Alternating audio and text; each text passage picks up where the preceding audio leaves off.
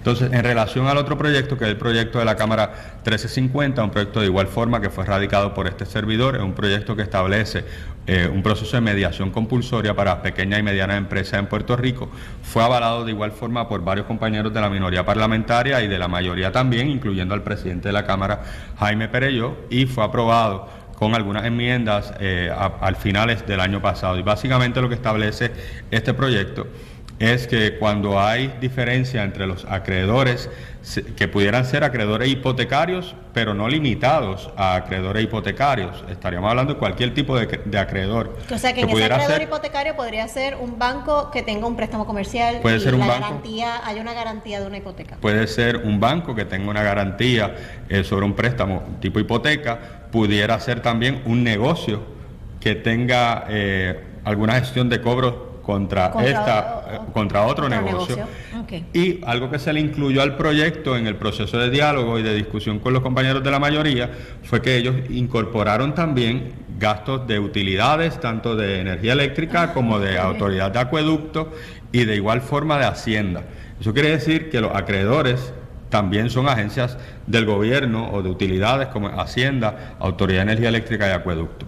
Cualquier persona, cualquiera de estas organizaciones que tengan cuentas por cobrar contra un negocio, que fueran a hacer gestiones, demandan por cobro, y obviamente lo que se establece como proceso es que el cliente o el negocio contesta la demanda, y una vez conteste la demanda, pues el tribunal tiene que pasarlo a la oficina de mediación, y en 60 días se tiene que llevar a cabo una vista de mediación compulsoria para que las partes se sienten y traten de llegar a acuerdos antes de dictar una sentencia y antes de que el negocio trate de proteger sus activos radicando una quiebra. Okay. Entonces, lo que estamos tratando es de evitar el que la tasa de quiebra en Puerto Rico continúe aumentando, como ha estado surgiendo recientemente. El mes de febrero las tasas de quiebra comercial aumentaron un 12%, y obviamente eso no es saludable para Puerto Rico, no es saludable para la economía,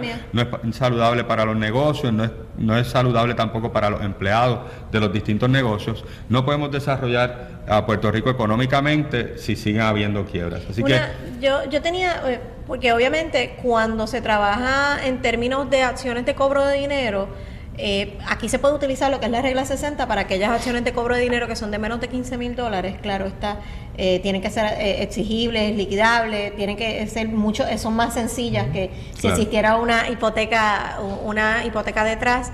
Y de igual forma están las leyes de mediación que ya las tenemos establecidas. ¿Cómo encajan unas con otras? ¿Cómo aporta? Porque a simple vista, cuando lo observo, obviamente con la mentalidad legal, yo digo, pero es que ya estos mecanismos existen. Es que no los estamos utilizando o no estamos haciendo el uso correcto. Lo que pasa es que también se están utilizando, yo entiendo que solamente para lo que es consumo, para lo que es el área hipotecaria. Aquí estamos dándole también cabida a lo que son las pequeñas empresas y las microempresas. Y de esta forma abrimos la brecha, porque lo que estamos viendo es que hay una distorsión en lo que es el área de consumo versus lo que es el área productiva del país. Y yo entiendo que tenemos que defender las dos áreas en estos momentos en términos de la mediación. Okay. Y eso es lo que yo entiendo que el representante me está trayendo. Pero yo quiero cambiar el tema, y ya que yo lo tengo aquí a usted, yo le voy a hacer una pregunta, porque a lo mejor usted sabe algo que yo no sepa. ¿Cuál es el plan de desarrollo económico del país ahora mismo? Yo no lo he visto todavía. Durante el año pasado, una de las cosas que hemos estado exigiendo y denunciando públicamente, que no hay un plan de desarrollo económico, que es importante que el gobierno, más que enfocarse en la caja registradora y en cómo allegar fondos imponiendo a través de la imposición de nuevas contribuciones, que se establezca un plan para desarrollar la economía. Todos los informes que han hecho las casas acreditadoras en los momentos en que han degradado desde septiembre, octubre para acá, han establecido consistentemente la importancia de que se reactive la economía de Puerto Rico. Lamentablemente, las acciones del gobierno han sido en relación a enfocarnos en los recaudos. ¿Cómo podemos recibir más dinero? ¿Cómo podemos recibir más dinero para pagar la deuda? Pero no estamos enfocados en desarrollar la economía. Miren, pueblo de Puerto Rico, esto es muy sencillo. Si nosotros desarrollamos la economía, si los negocios en Puerto Rico comienzan a crecer, comienzan a tener mayores ventas, evidentemente, el gobierno va a recibir más dinero. Esa es la fórmula que lamentablemente esta administración no ha entendido. y por eso fue que erradicamos el proyecto que habíamos dialogado la semana anterior, donde trabajamos con una reforma contributiva, aliviamos el bolsillo de la gente, dejamos ese dinero en el segmento del sector productivo del país, como las pequeñas y medianas empresas y las personas profesionales, de forma tal que ese dinero se reinyecte en nuestra economía y la active. Mira, yo estoy totalmente de acuerdo en el proyecto 567, entiendo que es, ¿verdad? Que fue el que hablamos la semana pasada. 857, perdón. Estoy totalmente de acuerdo con esto, y porque yo lo que estoy viendo es que ahora mismo lo que están tratando es de llevar a que el IBU, los municipios se hagan a cargo de cobrar el IBU. Yo entiendo que por más, ¿verdad? Por más que hagan los alcaldes, la captación jamás y nunca, yo entiendo que va a pasar de un 70%. Y yo entiendo que eso es inaceptable en estos momentos en que estamos. Yo entiendo, y aquí lo habíamos traído anteriormente, de mi parte, yo había propuesto un 10%, que lo tiramos al aire hace unos meses, un 10%, y que se le aumentara al alcohol y a los cigarrillos los impuestos. Y entiendo que su medida recoge en gran parte lo que yo había mencionado aquí. Yo estoy en total de acuerdo con esa medida, porque es la única forma que nosotros podemos tener control de lo que entra y a la misma vez cuadrar la caja, y a la misma vez también le quitamos el peso contributivo al que produce, que ahora mismo lo que estamos haciendo es que lo estamos penalizando. Enid, ¿algo que tú tengas que decir? Quería decir que sí, estoy totalmente de acuerdo, y que lamentablemente cuando tenemos administraciones, y estas me refiero a administraciones también anteriores, donde la mentalidad es una mentalidad extremadamente contable y fiscal, donde nos preocupamos simplemente por la parte, porque los números cuadren.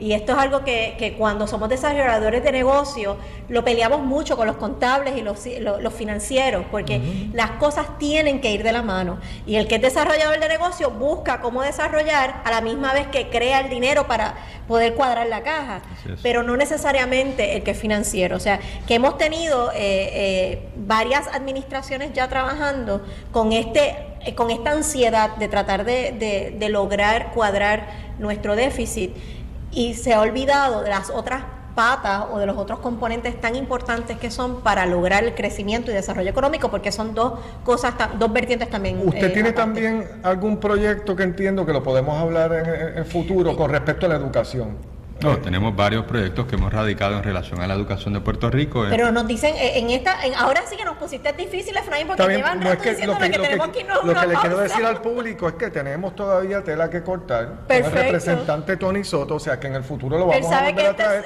que esta es su casa. Gracias. Y entonces lo que queríamos es tirarlo al aire para que ustedes sepan que hay otros proyectos adicionales, y nosotros aquí estamos comprometidos con el desarrollo económico de Puerto Rico, y la educación debe ser el pilar número 1, porque es la única forma que nosotros tenemos para comenzar a desarrollarnos económicamente. Y estamos viendo un ejemplo en Mayagüez hoy, que estuvimos ahorita con el profesor Vega, y el ejemplo que estamos teniendo con la doctora Pastrana. Amigos, no tenemos tiempo para más en este segmento. Gracias al representante por estar con nosotros. Gracias a ustedes por recibirnos. Bueno, regresamos a